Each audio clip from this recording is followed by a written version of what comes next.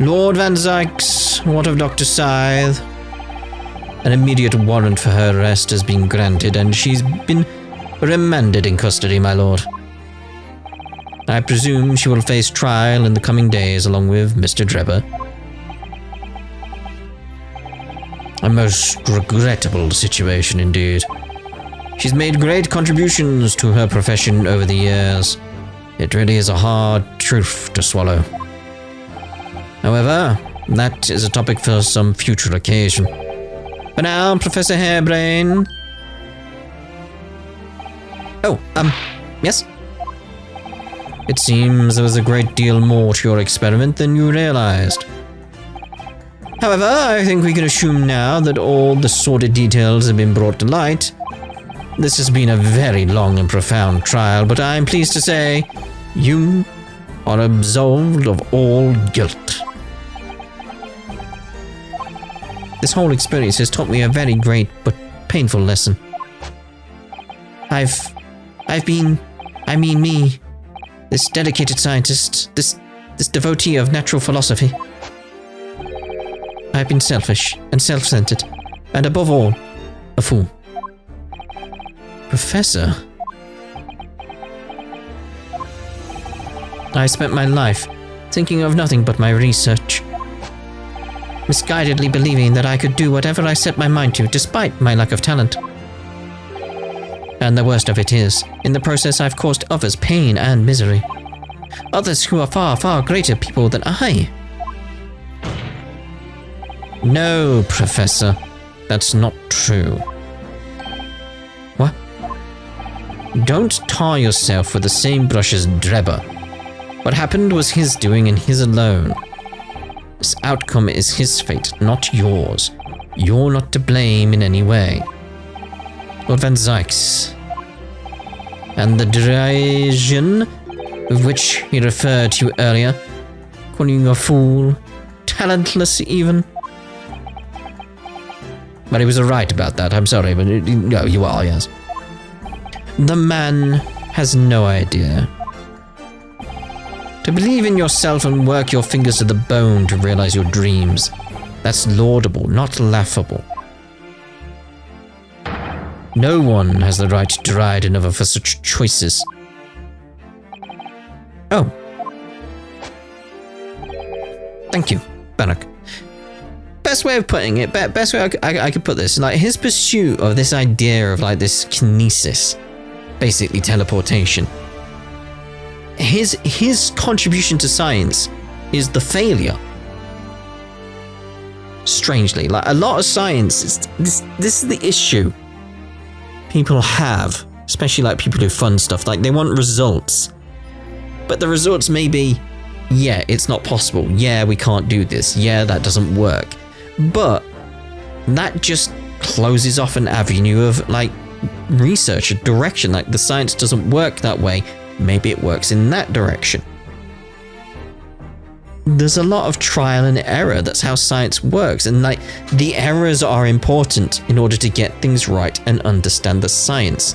So his contribution to science is the failure. Because now they know that doesn't work. They properly looked into it. It can't work. He realizes this. He's going to grow from this. Maybe try and pursue other avenues that may work. They won't work because, you know, based on their technology level and all that type of stuff, just not possible. Not possible in our time with the way they've described it. But there may be some fundamental aspects of science that we don't realize yet. Pursue the ideas. Get things wrong. Get the incorrect answers. They're important. So again, it's like, yeah, he's got wrong things, but it's good in the end. It's trial and error. It's how it works. But anyway, thank you, Barak. I think I made my point clear-ish. So, ladies and gentlemen of the jury. Yes, my lord. It is this court's expectation that you find the defendant not guilty of the charge of which he stands accused. I presume there are no objections. None for me, my lord. Certainly not. This trial has really made me think, but this is the right decision. It's all been proven methodologically and ridiculously, and I have no misgivings whatsoever. Come on! What's that? He's done, is he? It's all over? I don't know what's become of the yard these days, and I don't recognize the place. Yes. Very well. In that case, I hereby pronounce the defendant not guilty. Good for him. Good. Well done, mate.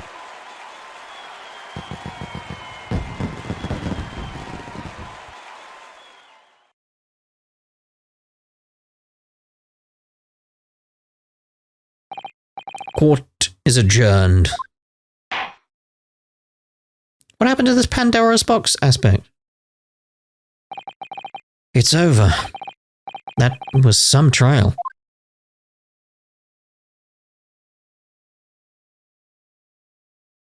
"24th of October, 4:33 p.m. There's still... What about Pandora's box? I thought we were going to go towards, like, who the professor was. Like, maybe a key was going to appear and we're going to unlock the waxwork and stuff like that. The Albany defendant's antechamber. Professor, what a splendid outcome, isn't it? Oh, it is. It is. Congratulations, Professor Hairbrain. Mr. Naruhodo. Miss Susato, I am truly beside myself with gratitude. How can I ever thank you enough? I'm just glad it's all been cleared up. That you realize you were just caught up in a bad situation. Right now, you know, if I had the research grant money, I'd give the whole lot to you, every penny. Well, that's very kind, but I'm just a student, so... We don't need any financial reward. Your acquittal is more than enough. Oh, dear. Oh, what can I do? How about this? As a memento. The paper about my hypothesis is inside. Well, just as a memento, then. Thank you. I've been wondering, Professor. What are you going to do now? Oh my, yes. What am I going to do? My hypothesis and my great machine lie in ruins. But still, it's been too long since I was last in London, so perhaps I'll enjoy some sightseeing. I must explore the Great Exhibition whilst I'm here too, and see if new inspiration hits me. Oh yes, that's a wonderful idea. I can't allow that. Why? Is that the curse? Lord Van Zieks, what are you doing in here? Bannock. I'm sorry you had to go through that, Albert.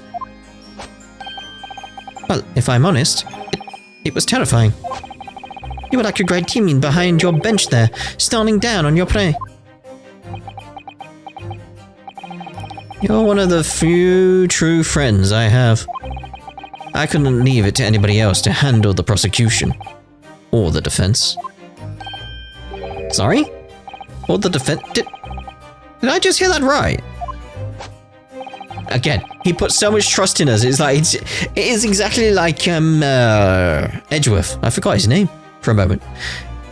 Just like Edgeworth, where it's like he is a good guy. He is working with us. It's like we just have to do it the right way. I always knew that you had my best interest at heart. Don't worry. How about you show me around while I'm here in town? It's been a long time, Tim, since we left university. We have a lot to catch up on. He needs to get out of the country, doesn't he? Listen, Albert. In a few days, your acquittal will be made official. When that happens, you must head straight to Dover. I'll accompany you. What? From there, you'll cross the channel and make your way back to Germany. I've already purchased the tickets. But no. Hold on a minute, Barrack. What about the Great Exhibition? This is the chance of a lifetime for me. I want to look around. No sightseeing, Albert. Give up on the idea. Sometimes it's hard to see any warmth in those eyes, Barrack. what is going on with this curse aspect then? Like the Reaper aspect. So even he's like, right, seriously, get going. Like, so he's literally not involved in the way I thought he was. I thought maybe he was fine and someone else was doing something for him. Not necessarily on his orders, but say for instance like the bad guys that got away, they then got killed by someone doing their own justice, a bit of vigilantism and stuff like that. But it seems like there's more to it here. Because I was thinking with the Gina thing, it was like, nah, Gina will be fine. Maybe she won't then. Maybe there is something more going on here. Lord Van Zieks. What's all this about?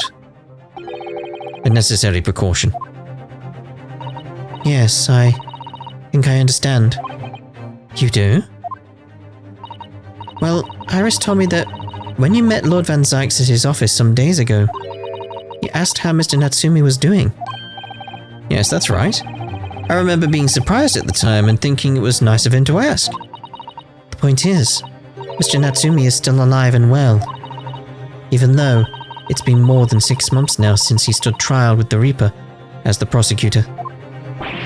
Ah, you mean the Reaper's influence doesn't stretch overseas?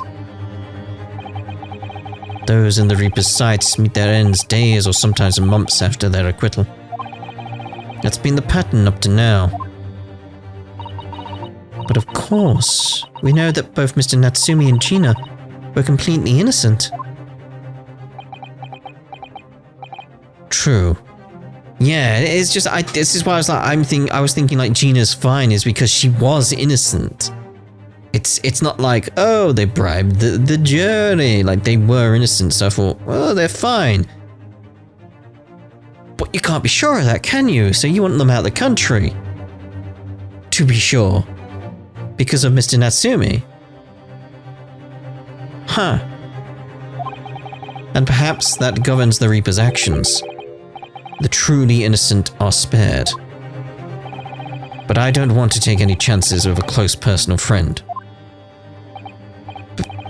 Barak? Like the mustache Nipponese, this man should leave the country without delay. That's why I'm packing him off to Germany at once. Right. Does your friend-shaped package get any say in it? Goodness.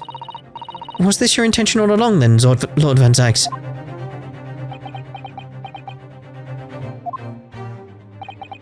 In court, where people think of him as the Reaper, this man seems absolutely merciless, and yet sometimes I feel as though I don't understand him at all. It's time to go, Albert. Back to the prison for the time being. Ah, yes, all right. Well then, Mr. Narahodo. Thank you so much for everything. Not at all, Professor. It was a pleasure getting to know you. Best wishes, Professor Hairbrain. Well, once the dust has settled, you must come and visit me in Germany. Anyway, goodbye for now.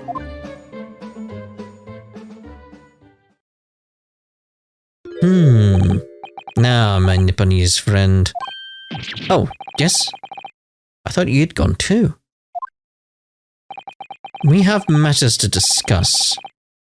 Can you spare me some time? You want to talk with me? I'll be waiting in the courtroom in 10 minutes.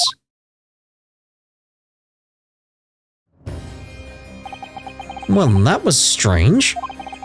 For some reason, I didn't get that sense of impending doom as he walked away this time. The enigma. Barak Van Zieks. What does he want to discuss, I wonder? The answer awaits in the courtroom, I suppose.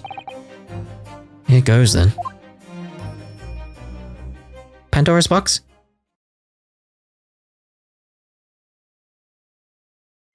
24th of October, 4:58 p.m. The Old Bailey courtroom. Here we are.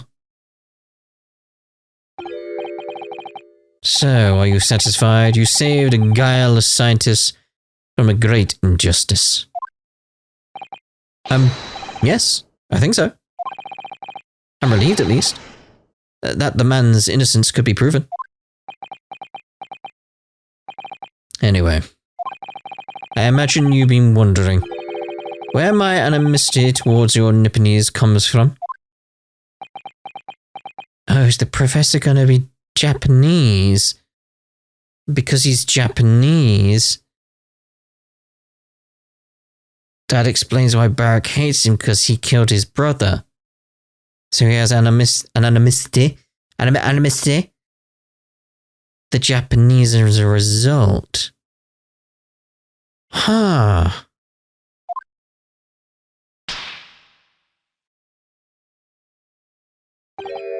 Well, at first I thought you just didn't like me.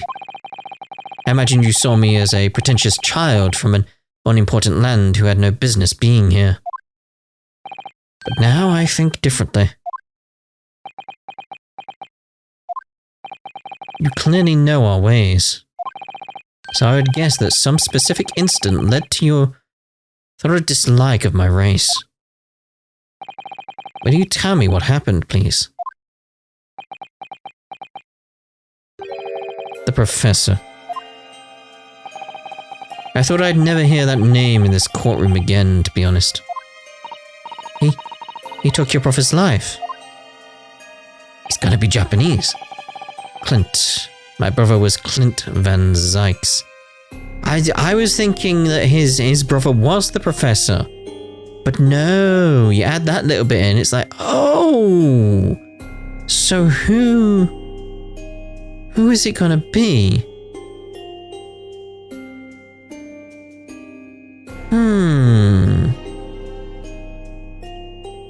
Who is it gonna be? And how does it relate to Giselle Brett? Or whatever her real name was. What was it? Shin? It wasn't a very English sounding name.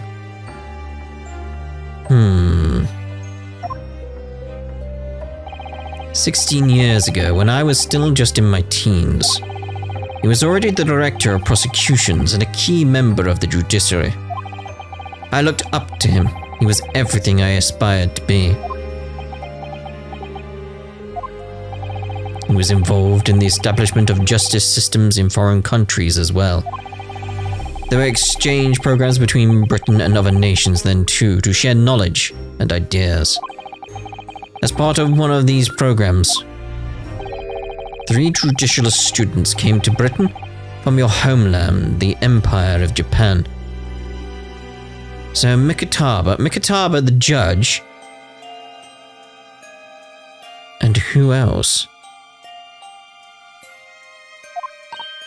Oh, if it was 16 years ago, then one of them could have been my father. Of course. I remember Dr. Mikitaba well. I had no idea. I was a minor at the time, training at the prosecutor's office. One day, Clint introduced me to the 3 visiting Nipponese. So, you've actually met my father? He and his colleagues were polite and amicable. They were adept at their work and exacting in their standards. It was my first encounter with the Nipponese spirit, and it made a very great impression upon me. But 6 years later, that's when it happened. The investigation was going nowhere. There were no suspects even, just an ever-growing list of victims. And in the end, my brother became one of them. The last, in fact, before the case was finally resolved. I'm so sorry, Lord Van Zieks. Truly. Clint was always ready to put his life on the line for justice anyway. So he wouldn't have wanted it any other way. He lost his life to the killer, but it was his victory in the end. For me personally though, it was a great loss. I found myself in a very dark place indeed. When I finally found out the killer's identity, the reason why no one had been able to catch the man sooner ceased to be such a mystery. He'd been hiding in plain sight all the time. In plain sight? Are you aware of political events 10 years ago? It was a period of extremely sensitive diplomacy between the British and Japanese empires. A new treaty was being forged, I think. Correct. The Anglo-Japanese Treaty of Friendship and Navigation was being concluded. The leaders of both countries were deep in extensive political discussion. Which is why this particular killer's appearance in court was conducted as a closed trial. If the British public had known the identity of the killer, not only would the treaty have been in jeopardy, but our two nations could very well have ended up at war. What? A war between Britain and Japan? And at that period in history, Britain would have won, let's put it like that. But that would mean... Oh my.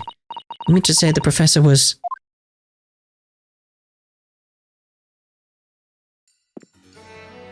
When the trial reached its conclusion earlier, I thought to myself, yes, it's time.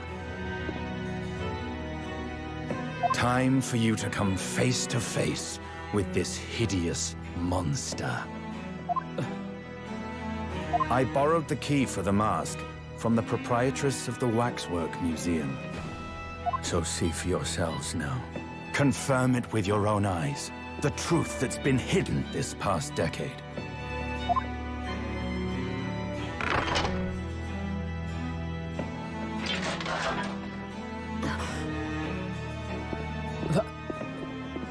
That's the professor? Yes, that's him. Until now, the thought never even crossed my mind. That the mass murderer, whose crimes shook Britain as never before, was Japanese. Wait a minute. That face. I feel as though I've seen it somewhere. It's strangely familiar.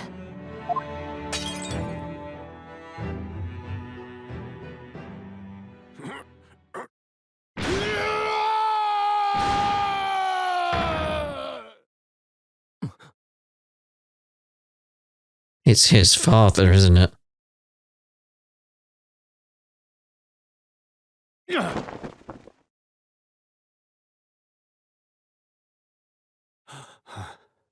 Father.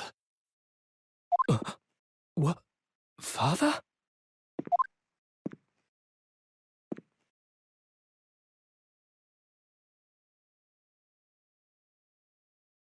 I am thou. Thou art I. Kazuma!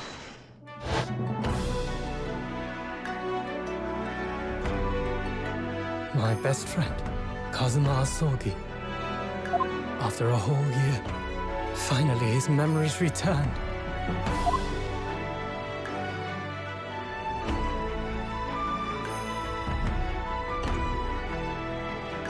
As he stood there before me,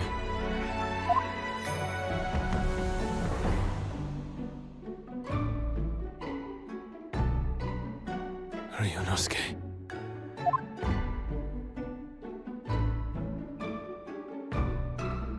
Hello again. My friend. Oh, come on, give him a hug. Kazuma-sama!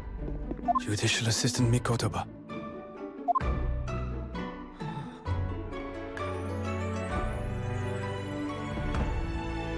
It's been a very long road. Thank you. Thank you for guiding my friend here when I could not. It was an honor.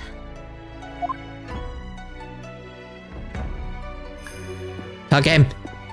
I knew you wouldn't die that easily. Kazuma. I owe you thanks, too, for taking good care of that in my absence. Oh. Karuma, the great blade of the Asogi clan, passed down through the generations.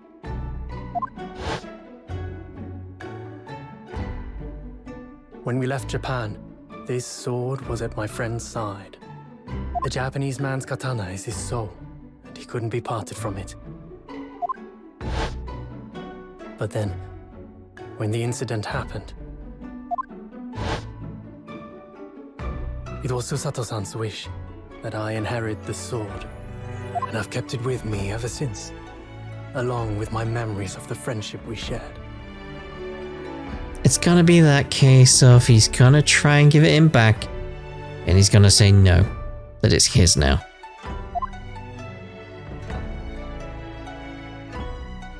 With this by my side, I always felt that you were watching over me somehow.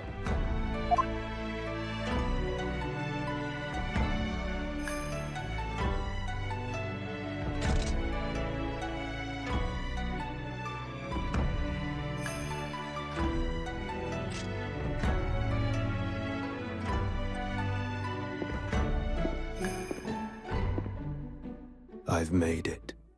At last. Father. I feel like he's gonna chop his head off and then give him the sword back. It's just got that feeling, you know? Are you saying... Surely not. You mean, you knew all this time? I'm looking at it, but I still can't believe it. This mass murderer is Kazuma's father.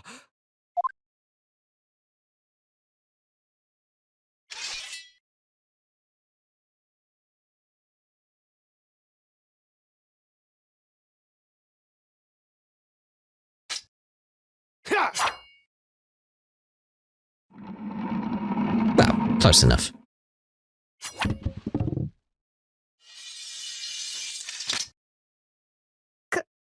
Kazuma-sama.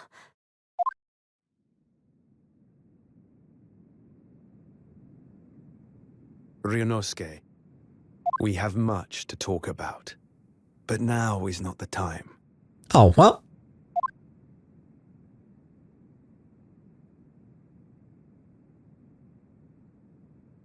I'll be seeing you.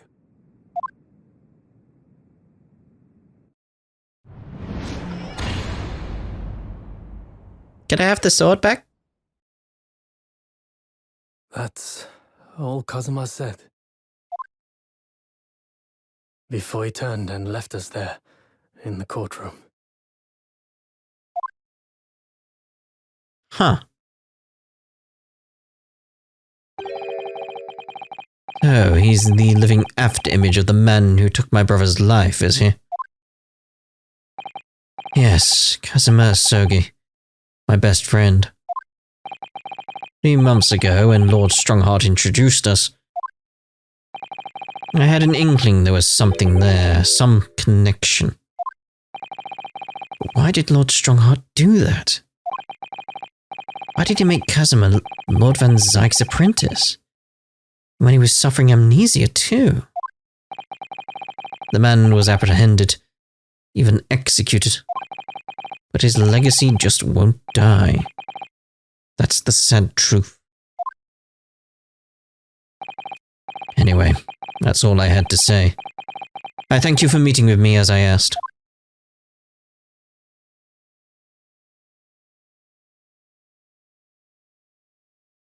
I can see this ending up with him going, my friend. Like, not my learned friend, not my Nipponese friend, my friend. That's how I can see it all ending up, just the way he's going now. 10 years ago, my grandmother took me to the railway station.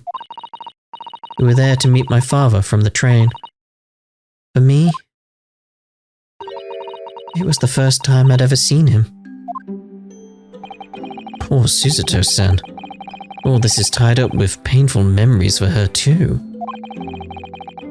She's never talked about this with me before, though. Took time to adjust to having father around, but just when I was starting to get used to it, he called me into his study one day. He told me that a great friend of his had passed away in London, and that the friend had left behind a son, a boy 7 years my senior. Father told me the boy had made a promise to his late father. So he was studying to become a defense lawyer. I wanted to help, so I studied to become a qualified judicial assistant. As I'm sure you've worked out, that young man's name was Casimir Sogi. So you see, that's how he and I met.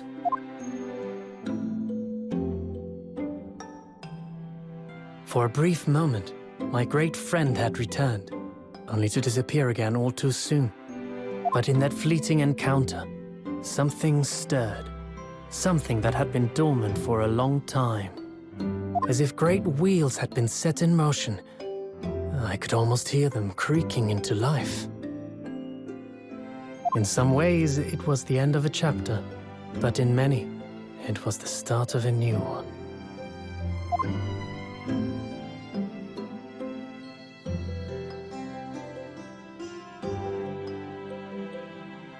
Alright then.